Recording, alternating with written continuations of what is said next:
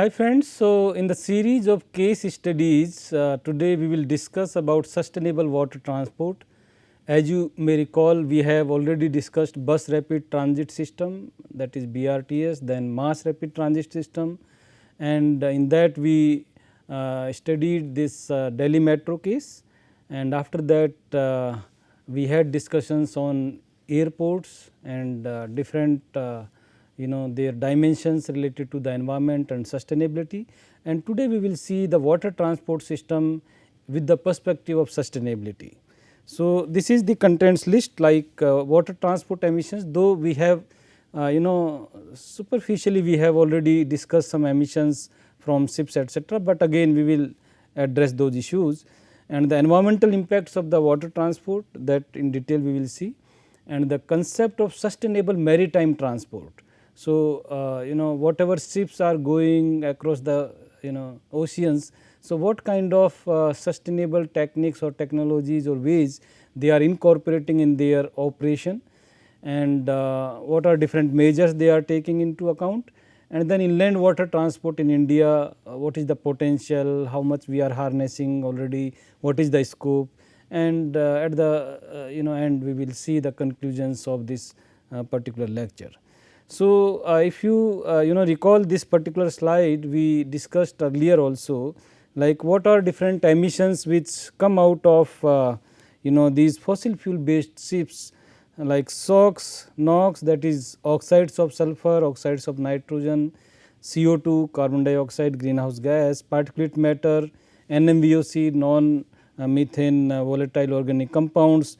Noise is also there. So, because aquatic life is sensitive to noise and all those pollution induced pH and then temperature.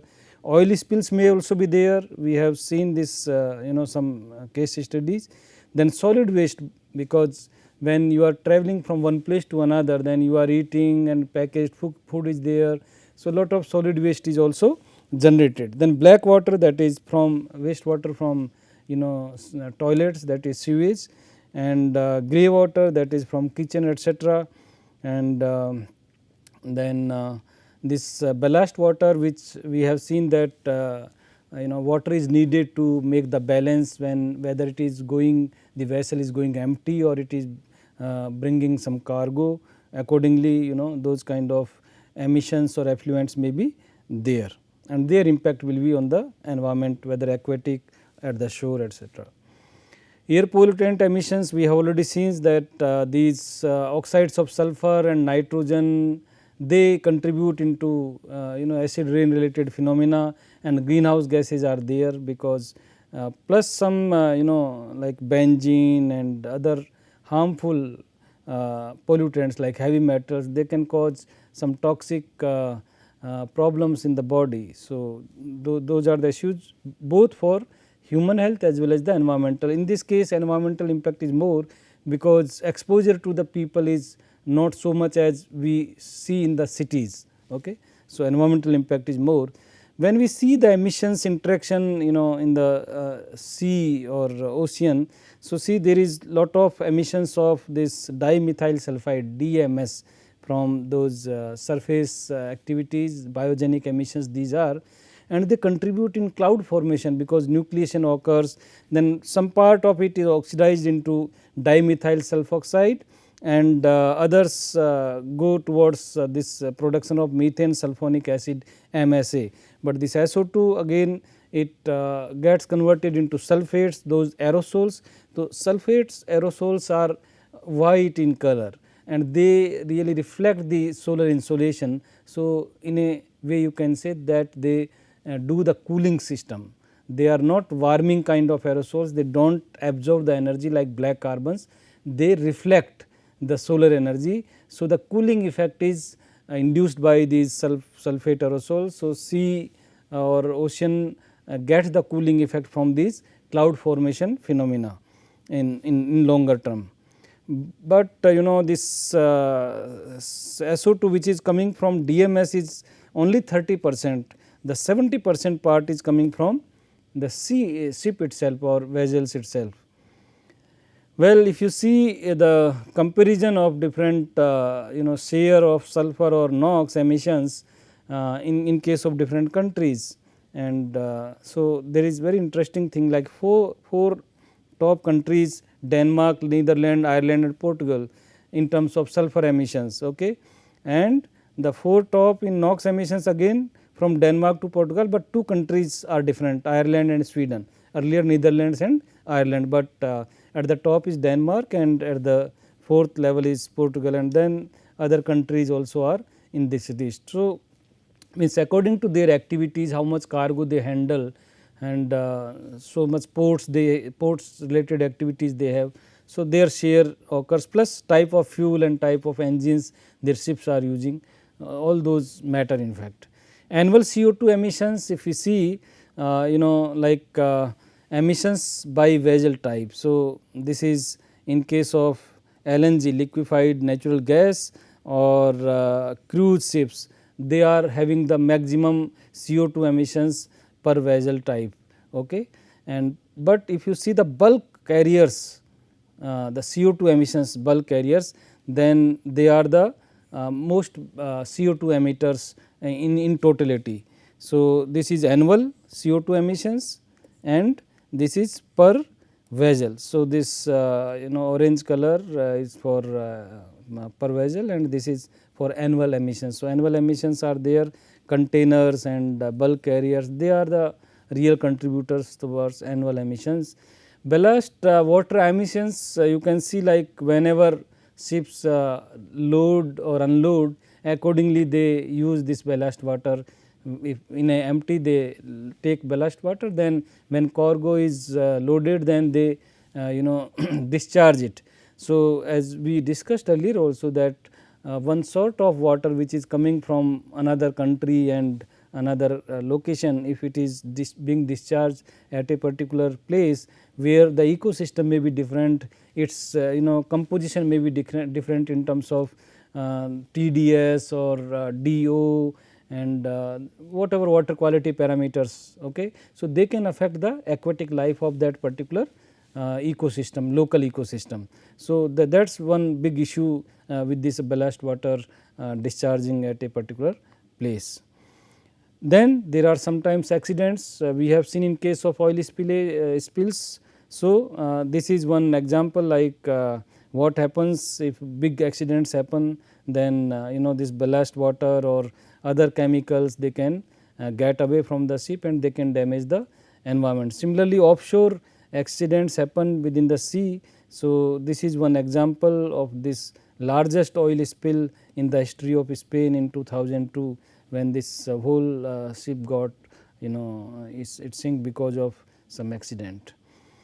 Then this is again the example of oil spill from this Erika, and around 400 kilometer of coastline got polluted because of oil spill, and then around more than 150,000 birds were killed because when this oil is there, then their these wings get coated with oily sludge and they can't fly, and there are many other issues which chokes their breathing system, etc.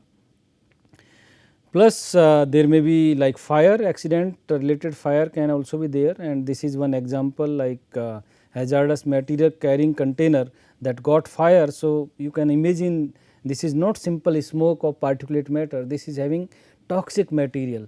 So, wherever does it go, it will get exposed to some aquatic life or even surface life in forest nearby areas or in the coastal region people get exposed, then they may get serious problems, health related problems. Onshore effect, one more example is there which really was reason for migration of this these sharks because of this accident which was a region in the Brazil's coastal region. So, their complete cycle gets disturbed because of these effects of maritime transportation systems. So, concepts, if we see that the new concepts are coming like green shipping, that means to use more and more natural resources, the direction and the amount of wind currents, all those were the earlier ones, but now in new fashion with new technology people are using, and so that they can optimize the usage of fossil fuels and minimum of the fossil fuel quantity get used, so that emissions get also reduced drastically. So, you can see like this access to clean energy is promoted, and partnership between energy supply and shipping sector, all those, so that they join hands for environmental related issues, and then efficient port facilities, so that not much time is taken, because as much time you take, then there are chances of emissions and other ill effects. Security related issues are there, then weather routing or e-navigation, all these systems are being incorporated into this smart navigation, which helps in saving time, saving fuel. Similarly, you can see this development and maintenance of hydrographic and meteorological information. So, they are clubbed into intelligent information system. Okay. And then this integrated approach, whether it is technological part or fuel related issues, and then the regulations and environmental requirements, all these things are clubbed together to achieve the minimum impact, negative impact on the environment, and the maximum efficiency in terms of transportation of the goods and time saving, all those things. So, the when we talk about energy efficiency, this slow steaming concept comes into picture, and it has been observed that most effective way for ships to increase the efficiency is to reduce the speed, the slow steaming it is known as. So, when you reduce the speed, then you get this 59% saving of the fuel, and this 59% saving of the fuel, that means you are saving in terms of environmental impacts, which would be otherwise because of emissions. So, that is the advantage in this kind of system. Well, when sustainable maritime measures of energy efficiency, again we see, then the ship design is also one important aspect. So, you see, if you can have a big ship design, so lot of cargo you can take at a time, and this double propeller with lower speed, the fuel consumption was achieved around 37% reduction in the fuel consumption, and the CO2 emissions per container was reduction of 50%. So, those kind of these new classes of ships are being built these days, very big size and fuel efficient, energy efficient cargoes they can take. So, see this dimensions which can we can perceive, we can imagine what kind of big dimensions are there, like 60,000 tons of the steel has been used, and that you can visualize like around 8.4 Eiffel towers can be built out of this particular steel. Similarly, the length is around 400 meter long, that is 12 adult blue whales. If you compare those kind of sizes, now these new ships are, new class of the ships are being built. Plus now the usage of renewable resources, that is the sky sail system, which produces around 25 times more energy than the conventional wind propulsion system. Earlier we have seen in the movies etc., those kind of measures which we use, or appliances or facilities, but now these kind of things they are using with more aerodynamic dimensions. So, they can get more energy with the same kind of system, but with technological advancement. So, then in alternate fuels are also one thing which we can use to reduce the emissions, like liquefied natural gas, low sulfur fuels, so that particulate matters and sulfur related emissions are minimum. So, those kind of new technologies are into place. Okay, then there is like ship recycling, means if you discard, then whole system you have to build and a lot of virgin material you need. So, mining and those environmental impacts again connected with each other. So, this ship recycling big business is also there, although there are issues like Bangladesh or India, they have largest business in this kind of ship recycling, where lot of old ships are sent, and then huge business opportunities there. But there are issues like some environmentalists argue that because of some law related issues or regulations, the facilities are not so good and people are exposed to bad elements or some fumes or not so good condition, and their health get affected by these kind of activities. Okay, then we come to the inland water transport in India. This is one big opportunity in case of India, because India is known for so many rivers and waterways, but unfortunately we have not harnessed this opportunity so abundantly. So you will see how much scope is there. So around 111 officially notified inland waterways are there, like we have national highways. So inland waterways are there, or national waterways are also there according to the Waterways Act 2016. Okay, then there are some like navigable length, means it has not been used, but huge scope, 20,000 kilometers spread across 24 states. So that much scope is there if we can use this, but only fraction of it has been used so far. If you see the comparison of inland water transport with the road and rail transport, so there are issues like energy efficiency.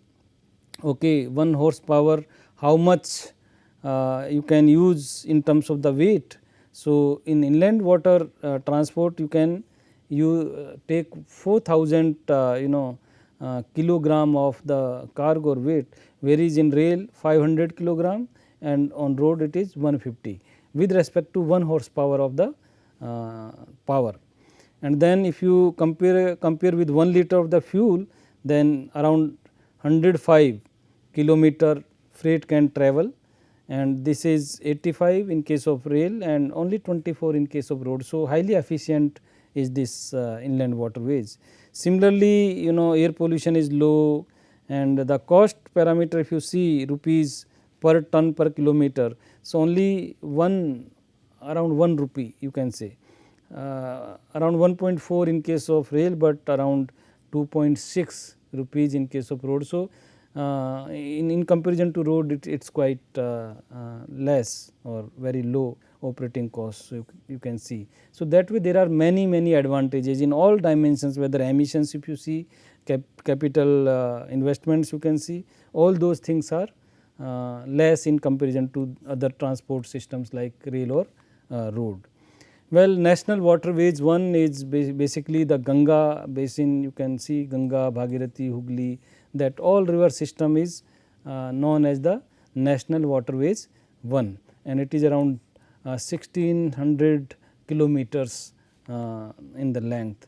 National waterways 2 is basically Brahmaputra rivers related that particular territory. So you can see the whole length is around like 900 kilometer. So there is the scope, big scope. National waterways 3 is in west coast canal or Kerala state, and around 205 kilometer long, India's first waterway which has been navigable and prepared for these waterways. Then national waterways 4 is the around 1000 kilometer or 1100 kilometer, that is in Andhra Pradesh and Tamil, basically Godavari and Krishna river related basin which have been used for this particular waterways. National waterways 5 is around 600 kilometers in Odisha and West Bengal. So mainly for cargo like coal, fertilizer, cement, iron, all those things one can take from this particular national waterways. But as you see, we have seen the table, like if we transport all these things with the road, then lot of cost is there, as well as lot of emissions are also there. Okay, if you see how much we are increasing in using the waterways, so around between 2017, so 1 year, around 1.32 million tons in national waterways 1, the traffic related this weightage related traffic increased, and 32% increase in the total traffic if you consider all kind of activities if you take account. There are certain milestones which have been achieved so far, which can be seen in these pictorial representations, like around 1233 metric tons of the fly ash was transported around 2100 kilometers from this Kahalgaon in Bihar to Guwahati, that is through National Waterway 1. Similarly, like around 900 metric tons of imported coal was transported in on this National Waterways 1 from Haldia to Dhubri. So, this the stretch, total stretch was around 1200 kilometers. So, this is Indo-Bangladesh protocol route which was followed in this particular example. There is first time in post independence India this was achieved, that around 1200 kilometers and 9 days journey it was covered from Kolkata to Varanasi, and the big this container related cargo was transported. You can see this picture. So, that was a big achievement in fact. Then if you again see another example, so in NW1, that is National Waterways 1 and National Waterways 2 or National Waterways 3. So, all these around more than 15 over dimensional cargo movements have been achieved integrating these 3 waterways. Well, then there are container operations and goods transportation related some infrastructure facilities which have been built, and then there is like roll on and roll off, RO, that is roll on and roll off means you can just take on vehicles and then you take off the vehicles there. So, motorcycles or cars and other such vehicles can be transported very easily on these big ships kind of structures. If you see that these tourism, inland waterways tourism, so cruise related activities in National Waterways 1 around 59% and 39% is National Waterways 2. Others are so much tourism has been increased, but there is a lot of scope. That means we have so many national waterways and lot of scope is there. Then there is like new systems, new technologies which have been taken into practice, so that navigation can be more efficient, more safe, more secure.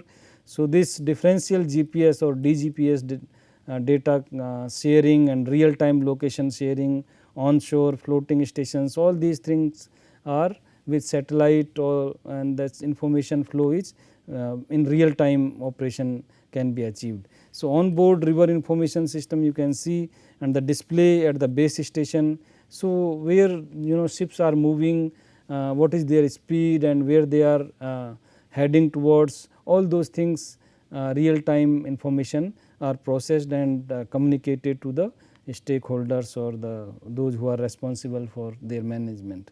Well, there are also like because certain depth is needed for the convenient movement of the ships or these cargo vessels. So, dredging is required sometimes because of siltation, depth becomes less, but dredging is not so environment friendly activity. In fact, there are new technologies researchers and technocrats are recommending nowadays, but this is picture of environment friendly dredging. So, taking from one particular place and where more depth is there, so putting there, but this is a repetitive very costly affair. So, nowadays less and less these kind of techniques are being used, and new technologies are natural, like training of the rivers for dredging kind of things are taken into practice.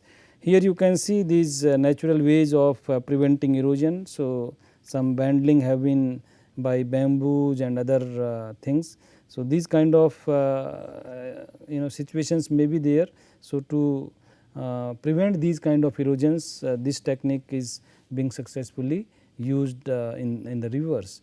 Similarly, after some time these natural river bank after construction work is left, and then the nature takes place its own course, and you can see the earlier one and the afterwards. So, their bank is there and river is taking its natural course. So, that is there.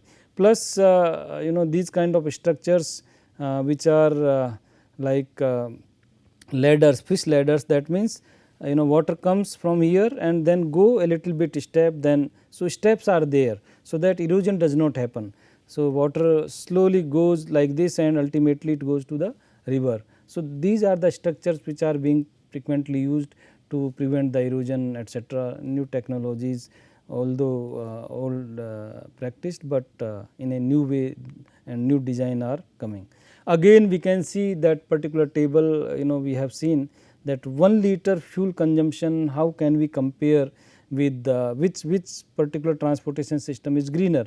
So, like 24 tons in 1 liter by the road, and by railways 85 tons, but in this inland waterways it is 105 tons through the water. So, you can see around 5 times of this load from the road is being carried by this vessel in the waterways with 1 liter of the fuel. So, fuel saving is huge, and then also saving of the or reduction of the air pollutants, you can say. Similarly, other comparison like cost effectiveness, which is cheaper. So, around 2.28 rupees for highways, and like 1 ton of the freight over 1 kilometer, means 1 ton if you take from one place to another between 1 kilometer, then how much cost is there. So, around 2.28 rupees in case of road, 1.4 in case of railways, and only 1.19 or around 1 rupees in case of inland waterways. So, these are the reasons that we should really promote our inland waterways or water transport systems, because it is much environment friendly, it is much cost effective. Then, but there are challenges because you see only 0.5% of the waterways have been used so far, but again there are opportunities in adversities, as people say. So, this is a huge scope also in that sense. 27% Indian freight movement is by rail and 65% still through road. So, if we shift this this road freight to railways and especially in waterways, we can save huge amount of money, as well as we can save our environment or people's health, because less emissions will be there, and we can free the road for cars or those public transportation system like buses, etc. So, that may be less congested. So, win-win situation can be achieved in that case. Well, there is one more very important issue you might have heard about, interlinking of the rivers. Since several decades this topic has been debated, and there are pros and cons. Some people argue that it is not good because there are many environmental aspects which can be disturbed, because every basin has its own geomorphological issues and environmental issues, and they have their own ecosystems, and if we take water from one to another, then it can disturb the ecosystem. That is one big argument.